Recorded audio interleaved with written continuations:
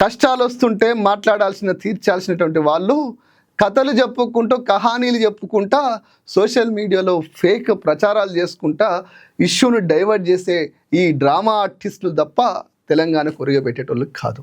ఒకసారి చూడండి మిత్రులారా, ఇది చూస్తే మీకే అర్థమవుతుంది. ఇదొక చిన్న చెరువు. ఆ చెరువు వర్షం వల్ల ఆ కట్ట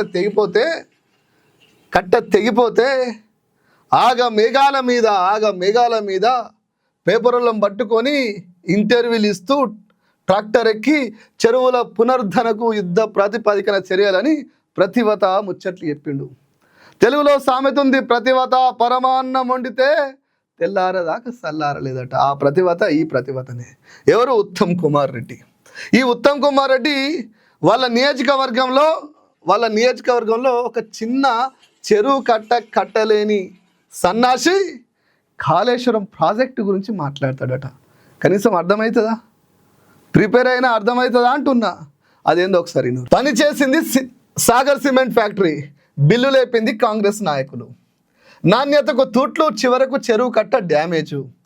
కాంగ్రెస్ ప్రభుత్వంలో మంత్రి ఉత్తమ్ కుమార్ రెడ్డి ఇలాకాలో ఇది ఇరిగేషన్ తీరు. చేసిందేమో సాగర్ సిమెంటు, దానిలో నాణ్యత లేదు. బిల్లు లేపిందేమో కాంగ్రెస్ నాయకులు.